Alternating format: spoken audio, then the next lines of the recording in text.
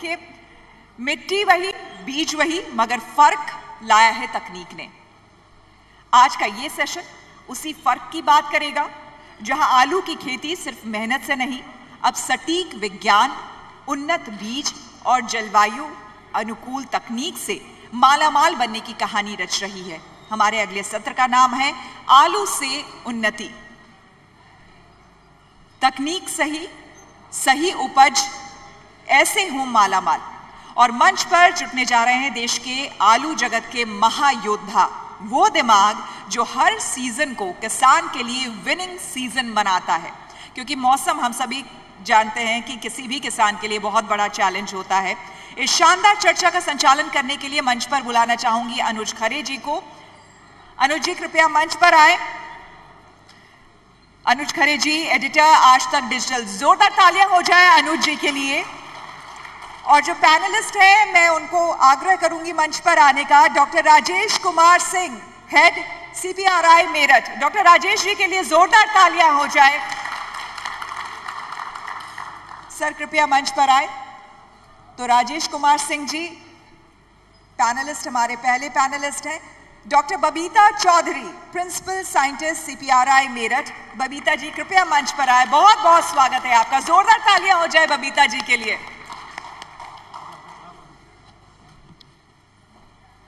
हमारे तीसरे पैनलिस्ट हैं Sameep Kumar Das ji, chief of seed hyphen foods.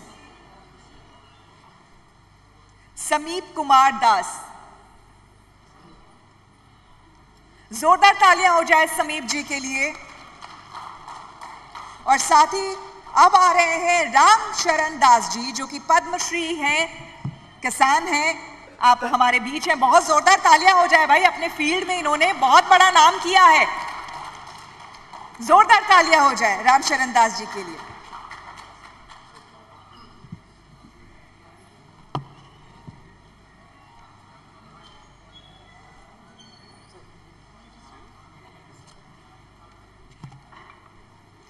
तो चर्चा बस थोड़ी देर में शुरू होने वाली है। अनुज जी इसको संचालित करेंगे और जाहिर सी बात है एक एक बात ध्यान से सुनिए, क्योंकि सारी बातें आपके मतलब की, आपके काम की हो रही है, बात के लिए भी और थोड़ी देर के बाद के लिए भी। बहुत धन्यवाद। बहुत धन्यवाद श्वेता। बातचीत की शुरुआत करूं उसके पहले, जैसा कि श्वेता ने बताया है कि ये पूरा सत्र जो है वो तकनीक आधारित है। और तकनीक की जहाँ तक बात की जाए तो चूंकि इस देश में क्रिकेट, फिल्म और पॉलिटिक्स की सबसे ज़्यादा बात होती है, तो बस शुरुआत में आपसे बताऊं तकनीक का क्या महत्व है। आप लोगों ने कभी सुना होगा सचिन तेंदुलकर और राहुल द्रविड़। राहुल द्रविड़ भारत के वो प्लेयर हैं जो विदेश में सबसे ज़्यादा जिन्होंने सफलता पाई है। और उन्होंने एक बार ये बात कही थी कि जब भी मैं असफल होता हूँ, जब भी मैं कहीं मुझे दिक्कत आती है, तो मैं अपनी तकनीक पर दोबारा काम करता हूं, यानी बैक टू बेसिक्स पर जाता हूं और उससे अंतर पैदा करता हूं। तो यही बात अपन जो कह रहे हैं कि मिट्टी वही है, बीज वही है, तो अंतर पैदा होता कैसे है? वो अंतर पैदा होता है तकनीक से। तो आज पूरी जो बातचीत हम करने वाले हैं ये इसी तकनीक पर बातचीत होगी। और शुरुआत में डॉक्टर साहब आपसे ही करना चाहूँगा। तो जो उत्तर प्रदेश इतना बड़ा आलू उत्पादक राज्य है जो, और उत्तर प्रदेश में इस नज़रिए से, आलू उत्पादन के नज़रिए से क्या क्या संभावनाएं आपको दिखाई देती हैं? क्या लग रहा है आपको? धन्यवाद। उत्तर प्रदेश, अभी बीच में चर्चा भी हुई कि भारतवर्ष का सबसे बड़ा उत्पादक है आलू के क्षेत्र में। और अगर हम थोड़ा आंकड़े पर जाएं तो लगभग 33-34% के करीब हमारा एकरेज है और 36% के करीब हमारा उत्पादन है। मतलब कि लगभग 0.7 मिलियन हेक्टेयर हम बात करें तो हमारा रकबा है और 17 से 20 मिलियन टन के करीब हम आलू को उत्पादित करते हैं। अब आपने संभावनाओं की बात की, तो उत्तर प्रदेश को अगर हम बांट करके देखें तो जो हमारा पश्चिमी उत्तर प्रदेश है वह बीज उत्पादन के लिए मुफीद है। और आगरा से लेकर के कानपुर तक की अगर हम बात करें तो यह हमारा टेबल पोटैटो के लिए सबसे उपयुक्त माना जाएगा। और इस पर हमारे वैज्ञानिक जो काम किए हैं उसको किसान अपने प्रक्षेत्र पर बहुत अच्छे से कार्य कर रहे हैं। और जो हमारा पूर्वी उत्तर प्रदेश है, अगर हम उसकी चर्चा करें तो पूर्वी उत्तर प्रदेश हम अगर लखनऊ से पूरब चलें, बाराबंकी होते हुए और बलिया तक की बात करें तो यहाँ पर असीम संभावनाएं हैं प्रसंस्करण की प्रजातियों के लिए। क्योंकि प्रसंस्करण की प्रजातियों में जिन बातों की ज़रूरत है, जैसे शुष्क पदार्थ की मात्रा, रिड्यूसिंग शुगर जो होता है वह 100 ग्राम जो फ्रेश वेट है उसमें 100 मिलीग्राम से नीचे हो, तो ये सारी चीज़ें यहाँ होती हैं। क्योंकि यहाँ पर थोड़ा सा हमारे एक साथी वैज्ञानिक ने चर्चा किया कि जब रात का तापमान 10 डिग्री से नीचे न हो और आलू की हार्वेस्टिंग के करीब 20-25 दिन तक, ऐसी दशा में हमारा ड्राई मैटर और जो रिड्यूसिंग शुगर है, जो शर्करा की बात है, वो ऐसा मिलता है जिससे कि हमारे जो प्रोसेसिंग के ग्रेड के आलू के साथ साथ जो उसमें उसके ट्रेट होते हैं, जो दोनों की हमने बात किया, ड्राई मैटर और रिड्यूसिंग शुगर, वह बेहतर पाए जाते हैं। अब प्रश्न सबसे बड़ा उठता है कि उस क्षेत्र में संभावनाएं तो हैं, लेकिन उसमें आगे हम बढ़ नहीं पा रहे हैं। कारण क्या है कि हमारा जो पूर्वी उत्तर प्रदेश है, यहाँ जो जोत का आकार है बहुत छोटा है। यहाँ जब तक कॉन्ट्रैक्ट फार्मिंग के तौर पर कोई इंडस्ट्री नहीं आएगी प्रोसेसिंग की, जो कि अपना सीड का हब तैयार करेगी, अपने किसानों को जोड़ करके आलू का उत्पादन करेगी और उस रॉ मटेरियल को अपने इंडस्ट्री में ले करके और उससे अच्छे अच्छे उत्पाद तैयार करेगी। आपको पता होगा और इसके पहले लोगों ने चर्चा भी की, आलू हमारे देश के लिए कोई बहुत प्राचीन फसल नहीं। 400 वर्ष में वो यहाँ तक पहुँचा। यहाँ आना और यहाँ का एडाप्ट होना, इस क्लाइमेट में जगह बनाना और एक गरीब के फसल के तौर पर शुरू में, बाद में एक व्यावसायिक फसल के रूप में, और आज आने वाले भविष्य में यह आवश्यकता है कि आलू जब तक इंडस्ट्री के फसल के रूप में परिभाषित हो जाएगी, जो आने वाला समय है। सीड इंडस्ट्री की बात हो गई, प्रोसेसिंग इंडस्ट्री की बात हो गई, अब आने वाले समय में आलू से इथेनॉल प्रोडक्शन की बात है। बहुत सारे आपके पोटैटो के पाउडर हैं, पोटैटो का बहुत सारी चीज़ें हैं, कॉस्मेटिक प्रोडक्ट डेवलपमेंट की बात हो सकती है। हमारे पास एक कुफरी जमुनिया वैरायटी है जो अंदर से भी बहुत कलरफुल है। अगर उसको हम एक्सट्रैक्ट कर लें तो बहुत सारे कॉस्मेटिक प्रोडक्ट बन सकते हैं। तो सोलेनिन जो कंपाउंड होता है उसका भी प्रयोग हो सकता है। तो इस फसल में बहुत संभावनाएं हैं और हम उम्मीद करते हैं कि हमारा उत्तर प्रदेश में वो सारी चीज़ें हैं जो कि एक आलू के लिए आवश्यक है। बीज की भी बात है और सब्जी के लिए जो आलू का उत्पादन है वह भी आगरा से आपका चेन्नई महाराष्ट्र आलू जा रहा है, बहुत अच्छी प्रजाति है। हमारे संस्थान से विकसित कुफरी बहार का बहुत बड़ा एरिया है। तो इधर हमने आप पूर्वी उत्तर प्रदेश की आपसे चर्चा ही की। तो जब तक हम अच्छा उत्पादन और उत्पादन के लिए जो इनपुट देते हैं, जैसे बीज के बाद गुड एग्रीकल्चरल प्रैक्टिसेस, अभी हमारे एक साथी ने चर्चा किया, एआई की बात किया। एआई का सबसे बड़ा रोल क्या है कि प्रिसीजन सटीक कृषि जब होगी तभी एआई का प्रयोग होगा और बाद में उसके उत्पाद और वैल्यू एडिशन और फिर इंडस्ट्री से लिंक।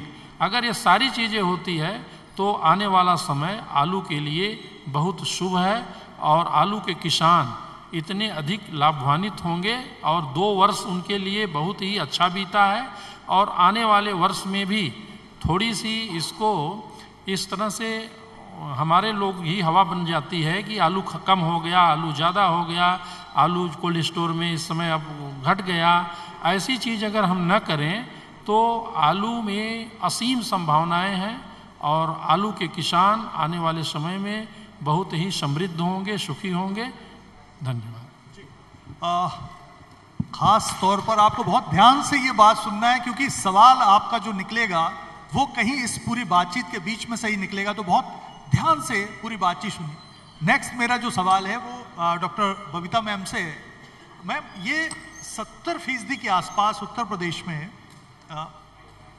माइक ठीक जी 70% के आसपास उत्तर प्रदेश में जो किसान हैं वो आलू का पुराना बीज इस्तेमाल कर रहे हैं, तो इससे उत्पादन में क्या फर्क पड़ता है? पहला सवाल तो मेरा ये है। और हाल में ऐसी कौन सी जो किस्में हैं वो आप लोगों ने विकसित की हैं जिससे उत्पादन बढ़ सकता है? देखिए, जो आलू का हम पुराना बीज खेत में लगाते हैं तो निश्चित तौर पे उत्पादन में कमी आएगी, क्योंकि जनरली किसान क्या होते हैं, अपने खेत में जो आलू उगाते हैं उसी को जो है लगातार लगाते हैं। लेकिन अगर उन्नत किस्में लगाएंगे तो निश्चित तौर पर आलू की उपज में बढ़ोतरी होगी। अगर जैसे मैं प्रोसेसिंग के लिए बताती हूँ, प्रोसेसिंग में जो है हमारे यहाँ से 10 प्रजातियाँ जो हैं किस्म का विकास हुआ है, जिसमें कुफरी फ्राइसोना, कुफरी हिमसोना और चिप्सोना श्रृंखला की चिप्सोना 1, चिप्सोना 3, चिप्सोना 5 और जो एकदम नवीनतम जो प्रजातियां हैं हमारी वो चिप भारत 1 और चिप भारत 2 हैं, जो कि इससे विभिन्न प्रकार के प्रसंस्करण उत्पाद हैं वो बनाए जाते हैं। जैसे कि प्रसंस्करण उत्पाद में मेनली हम ले लें, चिप्स हो गए, फ्रेंच फ्राइज, फ्लेक्स, स्टार्च और पोटैटो फ्लोर, ये चीज़ें जो है बनाई जाती हैं। वैसे प्रोसेस्ड और भी जो प्रोडक्ट होते हैं, आलू से बहुत सारे प्रोडक्ट बनाए जाते हैं। जैसे इसका अल्कोहल में जो है यूज़ किया जाता है, एक बहुत ही फेमस जो है अल्कोहल है वोडका, वो पूरी तरह आलू से बनाई जाती है। और भी विभिन्न तरह के अल्कोहल में आलू का इस्तेमाल किया जाता है, लेकिन उसमें सिर्फ ताज़े आलू का इस्तेमाल करते हैं। जैसे आज हम बात करते हैं बायो इथेनॉल की, बायो इथेनॉल भी आलू से बनने लगा है। और हमारा जो है CPRI यहाँ पर इस क्षेत्र में उसने अपना काम शुरू कर दिया है। और ये इसके लिए ये नहीं है कि हम ताज़ा ही आलू लेंगे, बल्कि इसके लिए हम जो है सड़ा हुआ आलू होगा, उससे भी जो है आपका बायो इथेनॉल बनेगा।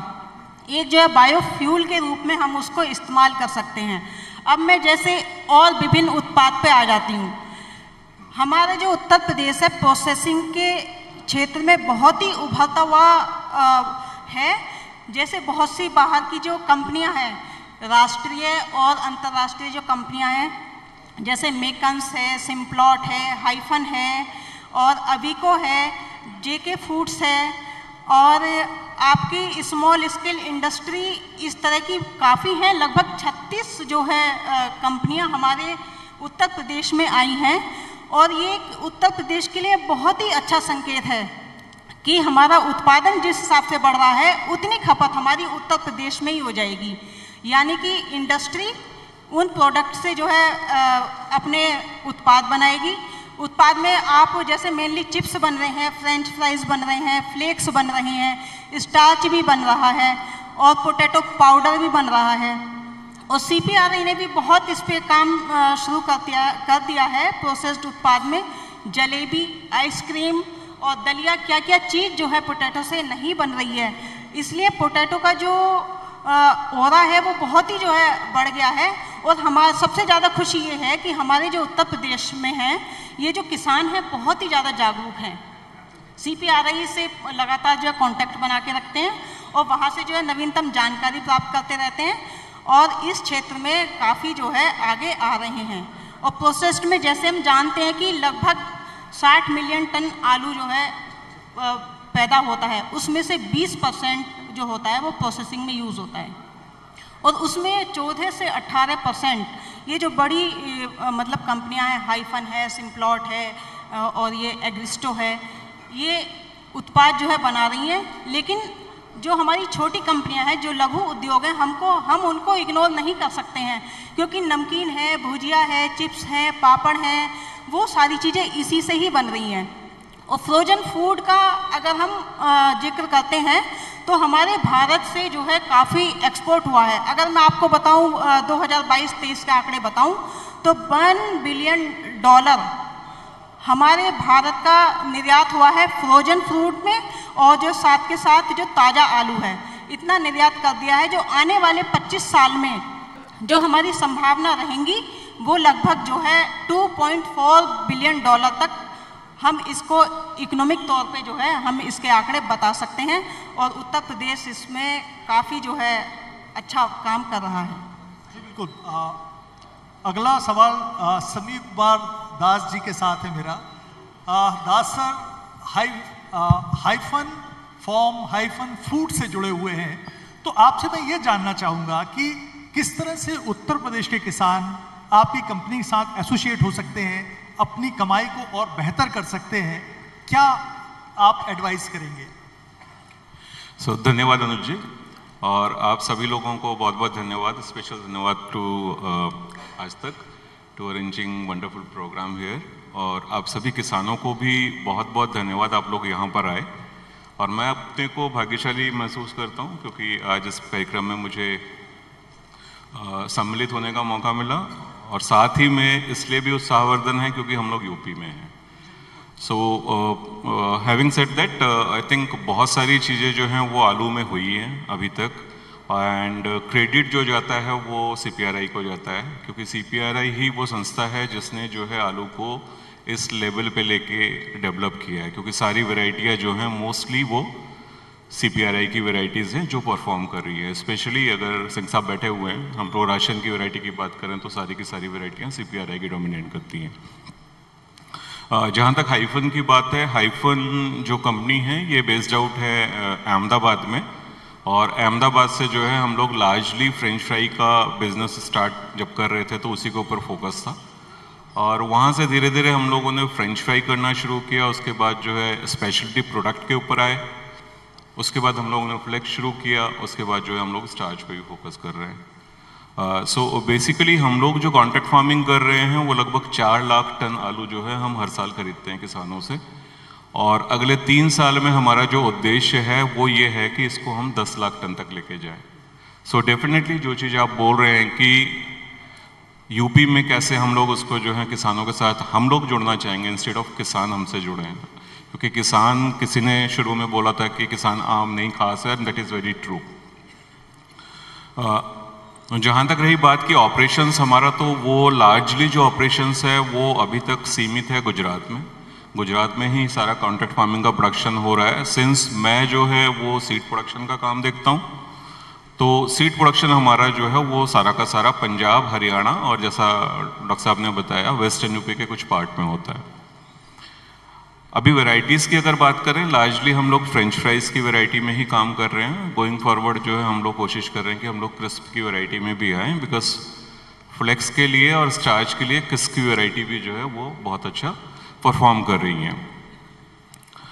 ओवरऑल अगर आप देखें, थोड़ा सा मैं अगर बैकग्राउंड आपको बताऊं तो इंडिया में जो सिचुएशन है अभी के हिसाब से, और मैं इसलिए बताना चाह रहा हूं क्योंकि काफ़ी लोग, आप लोग यहाँ पर लगभग सभी लोग आलू से जुड़े हुए हैं, तो फ्यूचर बहुत ब्राइट है। ब्राइट इन द सेंस, पीछे तिवारी जी ने भी बोला कि नहीं, हम लोग पूरा विश्वास करते हैं कि इंडिया जो है वो नंबर 1 पोजीशन पे पहुंचेगा, एंड आई ऑल्सो बिलीव कि इंडिया फर्स्ट पोजीशन पे पहुंचेगा। देयर आर फ्यू थिंग्स जिसको हमको करने की ज़रूरत है, एंड सम्मिलित रूप से हम लोग सभी लोग उसी तरह उस काम को करने की कोशिश कर रहे हैं। सो इंडिया जो है अभी लगभग 60 मिलियन टन, 6 करोड़ टन जो है वो आलू तैयार करता है, और CPRI का डेटा अगर देखें तो 12.5 करोड़ टन आलू जो है 2050 में हम लोग उम्मीद कर रहे हैं, अगर इसी रफ्तार से चलते हैं। और अगर ये रफ्तार बढ़ जाती है तो वो आलू की क्वांटिटी जो है और बढ़ जाएगी। इसी तरीके से प्रोसेसिंग की बात करते हैं तो प्रोसेसिंग करीब 2.5 लाख करोड़ के आसपास का अभी का हमारा वॉल्यूम है इंडिया का, बहुत रैपिडली बढ़ रहा है। रैपिडली क्यों बढ़ रहा है, उसके पीछे कुछ कारण है। मैं आपका वाला क्वेश्चन थोड़ा सा लेटर लूँगा, थोड़ा सा बैकग्राउंड में बता दूँ।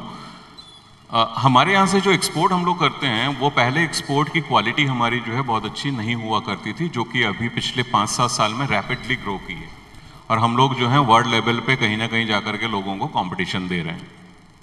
सेकंड ये कि हमारे यहाँ से जो हम एक्सपोर्ट करते थे उसकी कॉस्टिंग जो है वो कंपैरेटिवली यूरोपियन कंट्रीज के साथ में अगर कंपेयर करें तो थोड़ी कम है। सेकंड हमारे पास जो अपॉर्चुनिटी है वो है हमारे यहाँ पास जो लेबर की कॉस्ट कम है। सो लेबर की कॉस्ट कम है, उसमें भी एक पॉइंट ये है कि अगर हम मैकेनाइजेशन के ऊपर चले जाएं तो ये कॉस्ट हमारी फर्दर कम हो जाएगी।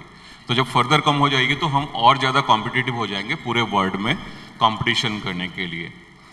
दूसरा ये कि जो अगर हम देखें कि फ्रेंच फ्राई या फिर ओवरऑल प्रोसेसिंग प्रोडक्ट्स की बात करें वो भी जो है बहुत जल्दी ग्रो कर रहा है विद इन द इंडिया। हमारी फूड हैबिट्स चेंज हो रही हैं। अगर हम फैमिलीज़ की बात करें जहाँ पर लोग सर्विस करते हैं वहाँ पर जो है टाइम क्राइसिस है उनके पास, so they are looking for ready to eat food, और वहाँ पर पोटैटो बहुत अच्छे तरीके से फिक्स हो जाता है।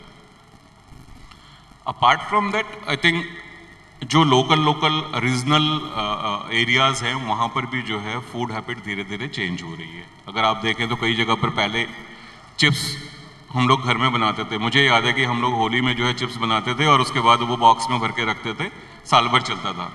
अभी आपको इमीडिएटली फ्राई करके मिल जाएगा। फॉरगेट अबाउट पैकेट्स की पैकेट में कहाँ पर मिल रहा है नहीं मिल रहा है। तो इस तरीके से फूड हैबिट हमारी चेंज हो रही है।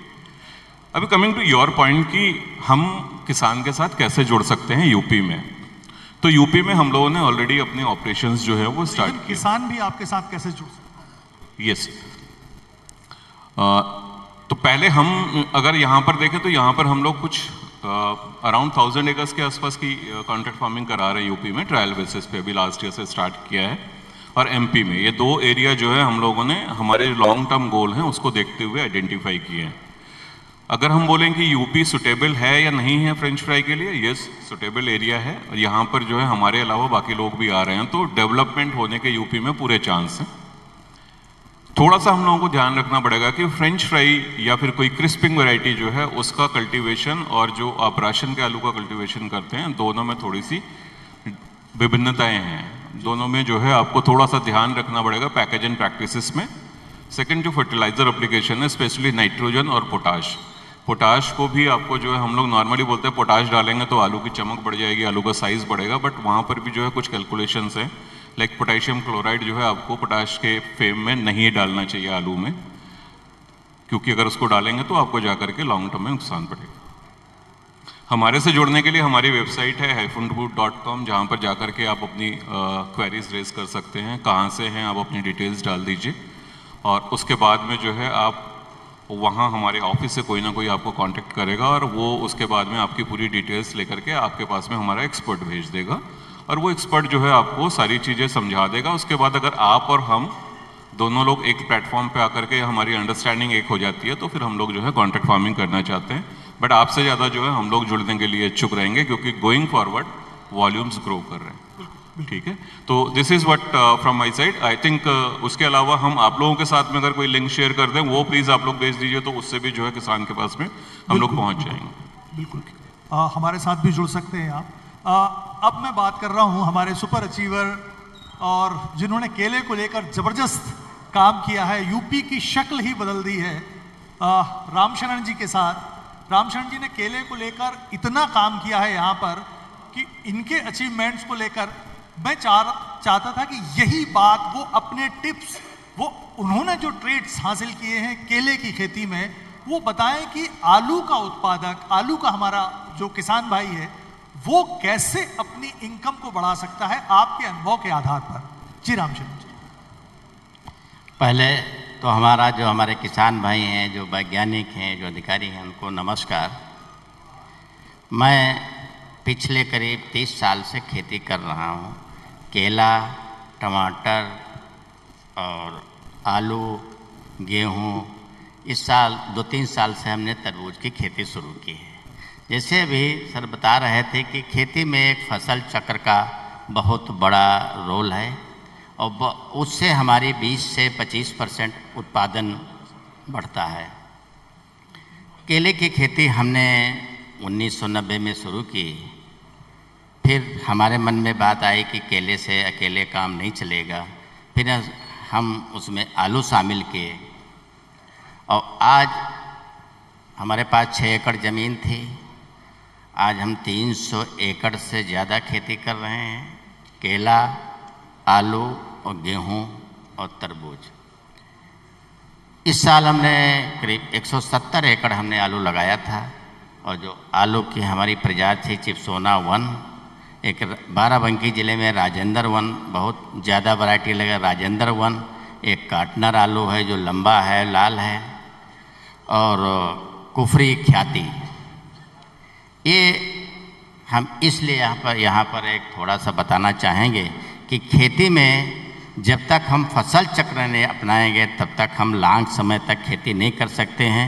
फसल चक्र एक डाइवर्सिफिकेशन, कि हमको एक तरह की खेती नहीं करना है, एक साथ नहीं करना है, और क्योंकि इसमें प्रकृति का बहुत बड़ा उत्पादन में रोल रहता है। जैसे इस साल आलू जो हमारी ज़्यादा समय की वैरायटी थी उनकी थोड़ी पैदावार कम आई है।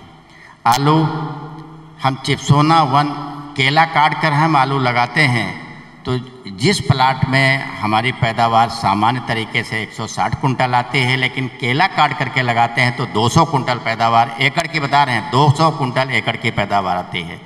ये चिप्सोना 1 है और राजेंद्र 1 है, कुफरी ख्याति है। अभी हम जो 3-4 वैरायटी की बात कर रहे हैं, इसमें एक ये भी रीज़न है कि कुछ वैरायटी हमारी बीमारी आती है। किस वैरायटी में बीमारी, जैसे चिप्सोना 1 है, आती है लेट ब्लाइट, लेकिन थोड़ी लेट से आती है। राजेंद्र 1 है, उसमें बहुत जल्दी, बहार है उसमें बहुत जल्दी आती है बीमारी, लेकिन जो काटनर है इसमें आती है, लेट आती है। तो इसलिए उसमें भी हम डाइवर्सिफिकेशन करते हैं। और आलू हम कभी भी, हम 30 साल का अपना आलू का इतिहास बता रहे हैं, कभी भी आलू में हमको नुकसान नहीं हुआ। उसका एक रीज़न ये है कि हम 30% आलू खेत से बेचते हैं। जितना भी हम पैदा करते हैं 30% आलू हम खेत से बेच देते। इस साल हम 1000 रुपया से लेकर के करीब 1400 रुपया कुंटल आलू हमने खेत से बेचा है। इस समय आलू जो लोग स्टोर में रखे हैं शायद उनका आलू भी 1400 रुपया कुंटल बिक रहा होगा। यही रेट है कि नहीं सर? 1400 रुपया कुंटल स्टोर से हमारे आलू। चिप्सोना 1 तो इसमें 3-4 प्रजाति हम लगाते हैं। कुछ तो हम कच्चा बेचते हैं, कुछ स्टोर में डाल के बेचते हैं, कुछ पक्का बेचते हैं। ये है, इस साल हमने आलू करीब 22,000 कुंटल के आसपास हमने आलू पैदा किया है। और खेती में फसल चक्र का बहुत बड़ा रोल। जिस खेत में हम आलू लगाते हैं कोशिश करते हैं कि उस खेत में हम अगले साल आलू न लगाएं। और दूसरी बात है समय का, जो हम बाराबंकी में देखे हैं, पश्चिम की बात, आगरा, सिरसागंज थोड़ा हमसे जल्दी बुआई करते हैं, लेकिन हमारे बाराबंकी ज़िले में जो बुआई का सबसे बढ़िया समय है वो 25 अक्टूबर से 5 नवंबर है। इसके हम पहले लगाते हैं तो हमारा उत्पादन गिरता है, और बाद में लगाते हैं तो उत्पादन गिरता है। जो हमारी लंबे समय की प्रजाति हैं उनको हम पहले बुआई, जैसे चिप्सोना 1 है उसको 25 अक्टूबर के आसपास बुआई करते हैं। एक 302 हाइब्रिड आलू है, उसकी बुआई हम 5 नवंबर के आसपास करते हैं। तो आलू में सब खेती में यदि हम किसी खेती की बात करें तो एक उसमें समय का बहुत बड़ा महत्व है। आलू में यदि हम 10 दिन 5 दिन आगे पीछे करते हैं तो 10 से 15% हमारी पैदावार गिरती है। क्योंकि हमारे पास लंबी एरिया है, हम 160-170 एकड़ आलू एक दिन में नहीं लगा पाते हैं। उसकी हम कम से कम 10 दिन हमको बुआई करने में लगता है। एक आलू की हमने हालांकि अब मशीन भी आ गई हैं, हम 56 इंच पर आलू की बुआई करते हैं। वैसे 28 इंच तो मशीन की है, हम 56 इंच पर आलू की बुआई करते हैं। और बीज करीब 16 कुंटल एकड़ में, यदि हेक्टेयर की बात करें तो 40 कुंटल के आसपास हेक्टेयर में हम बीज डालते हैं। उसकी पैदावार हमारी करीब 160 कुंटल से लेकर के 200 कुंटल एकड़ में आ रही। वो वैरायटी के ऊपर है। चिप्सोना की पैदावार 180-200 है, राजेंद्र 1 की पैदावार थोड़ी कम है। उसमें एक अच्छाई, हम पहले तो मशीन से आलू लगाते थे, इस समय हम हाथ से आलू लगा रहे हैं। लाइन्स, कंद से कंद की दूरी 2 लाइनें बनाते हैं 10 इंच में, और कंद से कंद की दूरी करीब 7 इंच रखते हैं। और 56 इंच पर एक ट्रैक्टर है कुबोटा हमारे पास, उससे हम फ़ोटो नहीं ला पाए, नहीं आपको फ़ोटो दिखाते तो उसकी एक बड़ी सी मेड़ बनती है और उसमें आलू की हम बुआई करते हैं। खुदाई तो मशीन से करते हैं, लेकिन बुआई हम हाथ से करते हैं। उसमें बीज का टुकड़ा डाल करके इसमें पानी लगाने में आसानी है, और कभी कभी जब ज़्यादा बारिश हो जाती है उससे भी हम बच सकते हैं। तो खेती में और हम जहाँ तक अनुभव किए हैं, जो हमारे किसान भाई बैठे हैं, कि बाज़ार में मांग के अनुसार हमको आलू की बुआई करना है। अब इस साल जो लाल आलू है, जो कार्टनर की इस समय हमारे पास ज़्यादा मांग है, क्योंकि नेपाल जा रहा है और यहाँ पर भी बहुत अच्छा उसका मूल्य मिल रहा है। दूसरे हम केले की खेती करते हैं। केला जुलाई में उसका पौधरोपण करते हैं और 1 एकड़ में हम 1200 पौधे केले के लगाते हैं, टिश्यू कल्चर, और एक पेड़ पर 100 से 120 रुपया खर्च करके करीब 400 रुपये का पौधा हमारा एक फल मिलता है एक पेड़ से। और केला 13 से 14 महीने की फसल है, अब करीब 300 साढ़े 300 कुंटल पिछले साल तो केले में बहुत अच्छा लाभ हमारे किसान भाइयों को मिला है। वो करीब आप समझिए कि 3 से साढ़े 3 लाख रुपया एकड़ शुद्ध लाभ मिला है, जबकि 1,20,000 रुपया शुद्ध खर्च करके। लेकिन केले का और आलू का बहुत अच्छा तालमेल है, जिसमें हम केला लगाते हैं और केले के बाद आलू लगाते हैं तो 20 से 25% पैदावार ज़्यादा, और आलू खोद करके हम केला लगाते हैं तो 15 से 20% पैदावार, और उसके साथ साथ हमारी खाद बचती है। खाद की भी हम करीब 20 से 25% हमारी खाद बचती है। तो फसल चक्र का ये लाभ। और यदि हम केला काट करके गेहूं लगाते हैं तो कोई फर्टिलाइज़र उसमें हम नहीं डालते हैं। आप ये समझिए कि 0 फर्टिलाइज़र, 0 खाद पर हम गेहूं लगाते हैं। गेहूं की भी खेती हम 100 एकड़ के आसपास करते हैं। तो आज हमारा ये कहना यहाँ पर है कि यदि खेती में हमको निरंतर लाभ कमाना है तो हमको फसल चक्र अपनाना है और डाइवर्सिफिकेशन करना है। एक साथ एक फसल की खेती नहीं करना है, एक समय में नहीं करना है। हमको गेहूं भी लगाना है, केला भी लगाना है और आलू भी लगाना है, सब्जी की भी खेती लगाना है। जैसे एक अब समय खेती में हमारा तो ये मानना है कि 50% प्रकृति का रोल है। पिछले साल हमने आलू खोद करके तरबूज लगाया था 20 एकड़, 54 लाख रुपए का हमने तरबूज बेचा था। इस साल ऐसा हुआ है कि बीमारी भी आई है, रेट भी नहीं मिला है और दूसरे उत्पादन भी कम हुआ है। ये सारा खेल प्रकृति से ही आया है। और कुछ प्लाट में तो हमारा उत्पादन सही हुआ है, उसमें पूंजी लौटी है, कुछ प्लाट में पूंजी भी नहीं लौटी है। तो हमको एक फसल नहीं करना है, एक साथ नहीं करना है, डाइवर्सिफिकेशन करेंगे तो हम बराबर खेती में हम प्रकृति की तरफ बढ़ते रहेंगे। यही लिए हमने केला, गेहूं, तरबूज और आलू उत्तर प्रदेश में बहुत ही अच्छी इसकी संभावना है।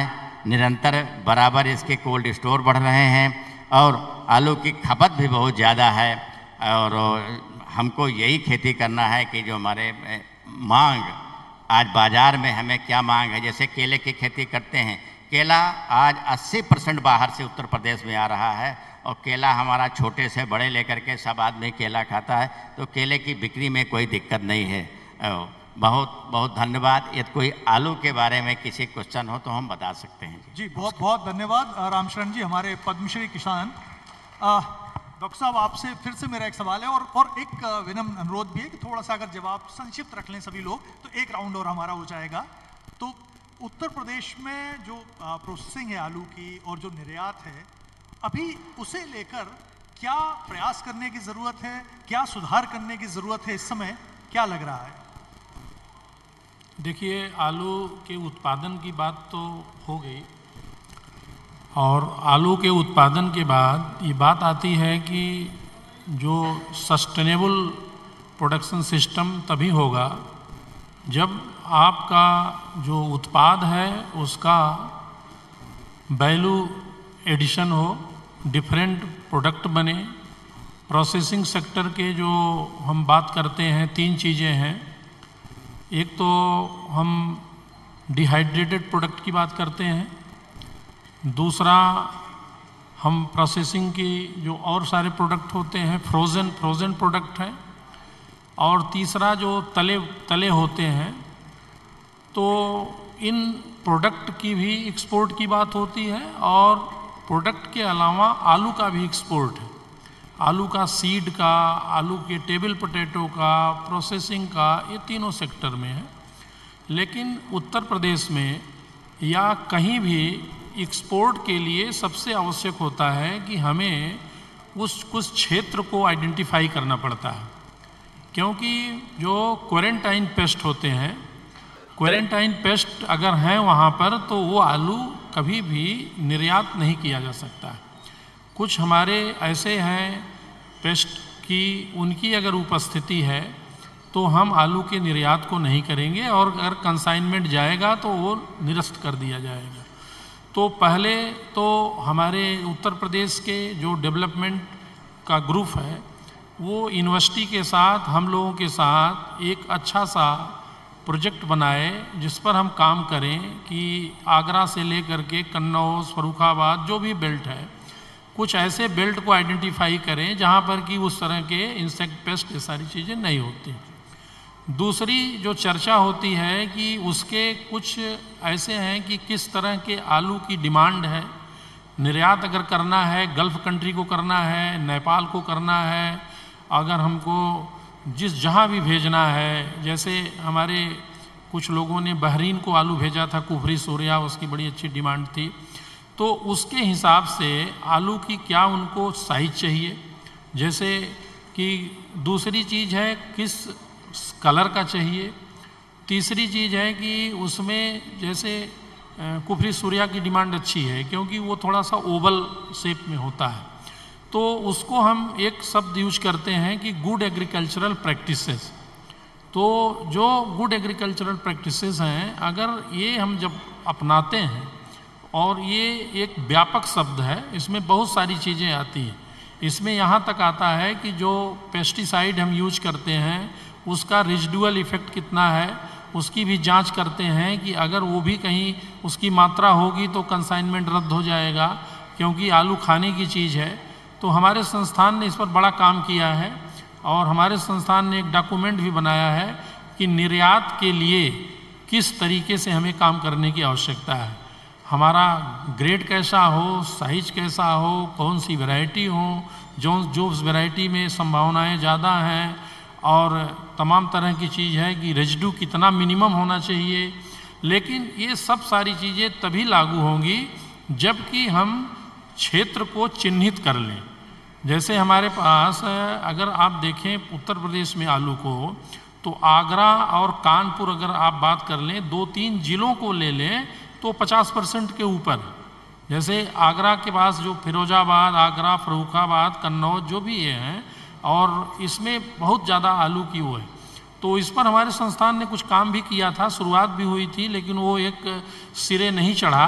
इसमें कन्नौज और आगरा 2 जनपद लिए गए थे कि वहाँ पर हम टेस्ट करके और उस चीज़ों को देखें कि क्या वो पेस्ट वहाँ है कि नहीं है। पेस्ट का मतलब है कि वो क्वारंटाइन पेस्ट है, अगर उसकी उपस्थिति होगी तो हमारा आलू नहीं जा पाएगा।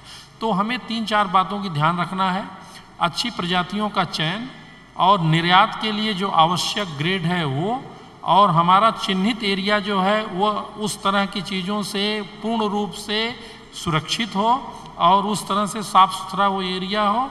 और इसके बाद गुड एग्रीकल्चरल प्रैक्टिसेस का प्रयोग करें, जैसे प्रिसीजन फार्मिंग की हम बात करेंगे। सटीक कृषि हो, जितने की ज़रूरत है उतना नत्रजन पड़े, जितने की हमें सिंचाई की ज़रूरत है उतना पड़े। सेंसर बेस्ड इरिगेशन की बात हो रही है, जब आवश्यकता सिंचाई की है तब सिंचाई हो।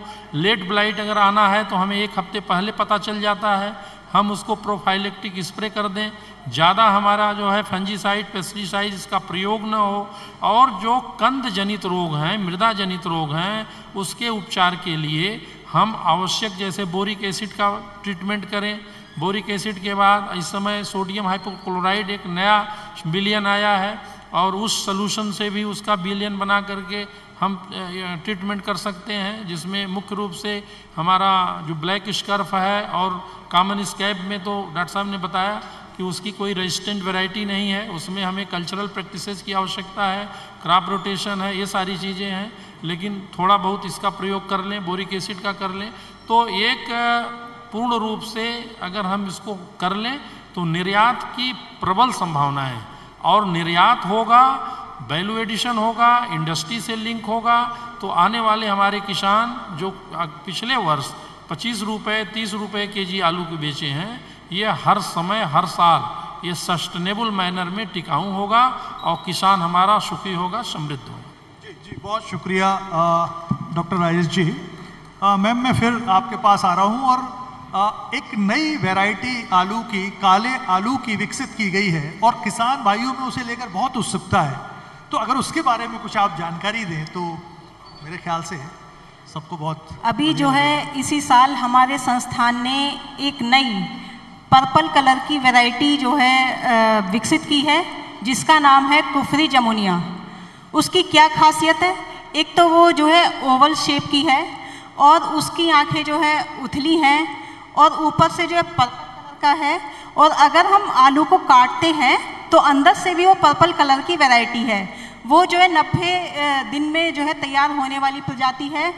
और जैसा कि हम देखते हैं कि कलर्ड पोटैटो, अगर हम कलर्ड पोटैटो की बात करते हैं, देखिए विदेश में अगर हम जो है अमेरिका की तरफ जाते हैं तो वो जो है आपको कलर्ड चिप्स तक जो है प्रोवाइड करा रहे हैं, तो हमारा भी उस क्षेत्र में कदम जो है आगे बढ़ रहा है।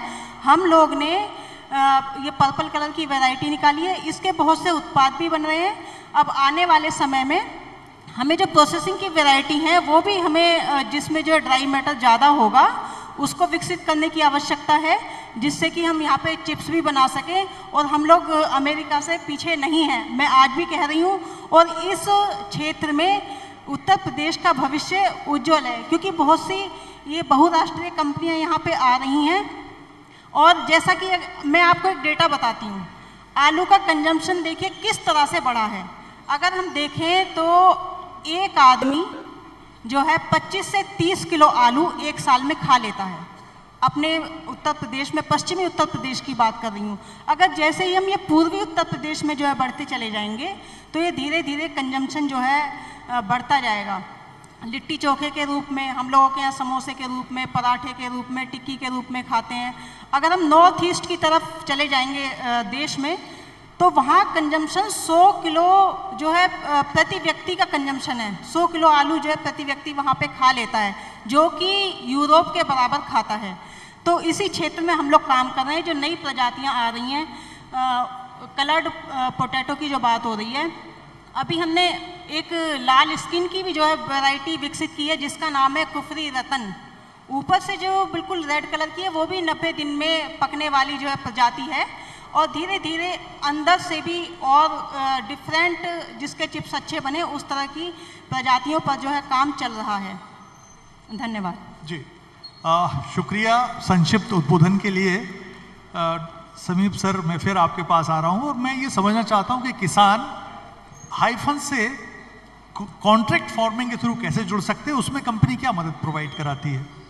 वो दोबारा रिपीट करेंगे। कॉन्ट्रैक्ट फार्मिंग में हाइफन क्या मदद प्रोवाइड कराती है?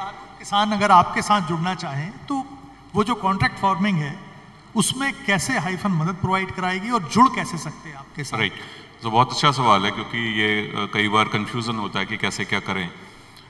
तो सबसे पहले तो ये कि आप हमको कांटेक्ट कीजिए, या हम उस एरिया में अगर हैं तो हम लोग भी कुछ किसानों को अपने टारगेट के हिसाब से कांटेक्ट करते हैं।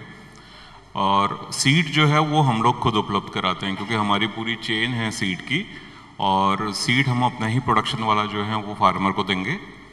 फार्मर को पीओपी हम अपने तरफ से उपलब्ध कराते हैं कि उनको क्या क्या करना है उस आलू की फसल में। क्योंकि नॉर्मली क्या होता है, इसमें मैंने पहले भी बताया कि आपकी जो आलू की फसल राशन वाली है या फिर प्रोसेसिंग वाली है, दोनों में डिफरेंस है। हमारा एक्सक्लूसिव जो है एक टीम मेंटर रहेगा आपके साथ में उस पर्टिकुलर एरिया के लिए। सो बीज देंगे, पीओपी देंगे, उसके बाद में एक मेंटरशिप देंगे हम अपनी तरफ से। हमारी कुछ स्पेसिफिकेशंस होती हैं जो कि प्रोसेसिंग पोटैटोस के लिए चाहिए होती है, वो आपको पूरे तरीके से समझाया जाएगा। और साथ में आपकी क्रॉप विजिट जो है वो रेगुलर होगी हमारी तरफ से। तो कहीं पर भी आपको ऐसा अगर लगता है कि कुछ चीज़ समझ में नहीं आ रही है, तो हमारे जो रिप्रेजेंटेटिव आपके पास आएंगे वो आपको आकर के बता देंगे कि इस पर्टिकुलर टाइम पे क्या आपको करना है। उसके अलावा हम लोगों ने जो है कुछ प्री सीजन एक्टिविटीज़ भी की हैं। कुछ डिवाइसेस हम लोगों ने काफ़ी जगह पर प्लॉट जहाँ पर हम लोग कॉन्ट्रैक्ट फार्मिंग कर रहे हैं वहाँ पर लगवा रहे हैं, जिससे कि जो किसान के दिमाग में चल रहा है कि मेरे को पानी देना है कि नहीं देना है, तो प्रिसीजन फार्मिंग के थ्रू वो ये कंफर्म कर सकता है कि उसका डिसीजन करेक्ट है या रॉन्ग है, और उसके अकॉर्डिंगली वो डिसीजन ले सकता है। थैंक यू जी, धन्यवाद। रामशरण जी, बहुत संक्षिप्त में आपसे, बस चूंकि अब लोग इंतजार कर रहे हैं कि तो प्रति एकड़ अगर आलू किसानों को अपनी इनकम बढ़ानी है तो क्या करें? यदि प्रति एकड़ आलू की इनकम बढ़ाना है तो पहले तो उसको फसल चक्र अपनाना है, नंबर 1। नंबर 2, हमारे किसान भाइयों को समय से बुआई करना है। आलू में समय का बहुत ही बड़ा महत्व है, ये आप समझ लीजिए, बहुत ही बड़ा समय का महत्व है। नंबर 3, यदि हमको गोबर की खाद का प्रयोग करें, हरी खाद का प्रयोग करें, उससे भी हमारी इनकम बढ़ेगी। उसके साथ साथ हमको जो है बाज़ार के अनुसार, हमारी बाज़ार में क्या मांग है, जैसे इस समय कुफरी बहार आलू की मांग है, और हमारे लखनऊ के आसपास में चिपसोना 1 की मांग है, कार्डनर आलू की मांग है। तो हमारे किसान भाइयों की बाज़ार मांग के अनुसार आलू की खेती करना है और फसल चक्र अपनाना है और डाइवर्सिफिकेशन करना है। यदि एक फसल के बाद हम दूसरी फसल लगाएंगे, देखो खेती में 2 पहलू हैं, यदि हमारी लागत घट रही है तो फिर भी हमारी आमदनी तो बढ़ रही है ना, तो हमको लागत भी कम करना है। लागत कम करने के लिए फसल चक्र अपनाना है, हरी खाद करना है और गोबर की खाद डालना है, और बीमारी से भी हमको राहत मिलेगी जो हम फसल चक्र अपनाएंगे। तो ये हमारे 3-4 हैं। और समय का बहुत ही बड़ा महत्व है खेती में, और ख़ास करके आलू की खेती में। तो जो हमारे किसान भाई समय से खेती करें, फसल चक्र अपनाएं और प्रकृति के अनुसार खेती करें, जहाँ पर जैसी जलवायु है, जिस समय हमको चाहिए उस समय खेती करें, तभी हमारा उत्पादन बढ़ेगा और हमारी लागत कम होगी। जितनी हमारी लागत कम होगी उतने हमको लाभ मिलेगा। जी, बहुत शुक्रिया डॉक्टर राजेश जी, डॉक्टर बबीता मैम, समीप जी, रामशरण जी, सभी का बहुत शुक्रिया। बातें बहुत थी लेकिन समय का इशारा है, श्वेता जी का भी इशारा है, तो हम इसको ख़त्म करते हैं सेशन को। लेकिन जाते जाते एक बात और आप लोगों से कहूँगा, किसान तक रोज़ सुबह 10 बजे एक लाइव करता है, हम अपने विशेषज्ञों को वहाँ भी शामिल करेंगे, वहाँ विस्तार से बातचीत करेंगे। आप लोग भी लॉग इन कर सकते हैं, हमारा किसान तक का साइट भी देख सकते हैं, यूट्यूब चैनल भी लॉग इन कर सकते हैं, आपको सभी जगह उसकी जानकारी मिल जाएगी। तो हमारे सभी मेहमानों को बहुत बहुत शुक्रिया, धन्यवाद। एक बार जोरदार तालियां हो जाए सभी के लिए। अनुज जी का ये शानदार सेशन रहा। अनुज जी, बहुत ही कमाल का सेशन था आपका, और यहाँ पर तमाम जो मेहमान आए, एक बार फिर से बहुत धन्यवाद आपका। डॉक्टर राजेश कुमार जी के लिए जोरदार तालियां। एक भेंट हमारी तरफ से बीवी राव सर पहुंच चुके हैं मंच पर। जी अनुज जी, छोटा सा भेंट हमारी तरफ से तमाम मेहमानों को तुलसी का पौधा देते हुए। जोरदार तालियां हो जाए सभी के लिए। राजेश कुमार जी के लिए जोरदार तालियां। डॉक्टर बबीता चौधरी, कमाल का सेशन।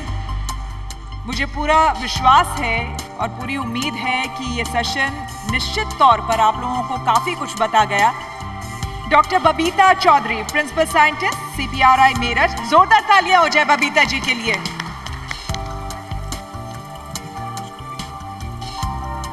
समीप कुमार दास जी, जोरदार तालियां हो जाए। और रामशरण दास जी, जिन्होंने ऑलरेडी कितनी शानदार खेती की है उसको लेकर अपनी इनपुट्स देते हुए। अनुज जी, बहुत धन्यवाद। आप सभी का जोरदार तालियों के साथ एक बार फिर से अभिनंदन। बहुत धन्यवाद, बहुत धन्यवाद इस चर्चा में शामिल होने के लिए।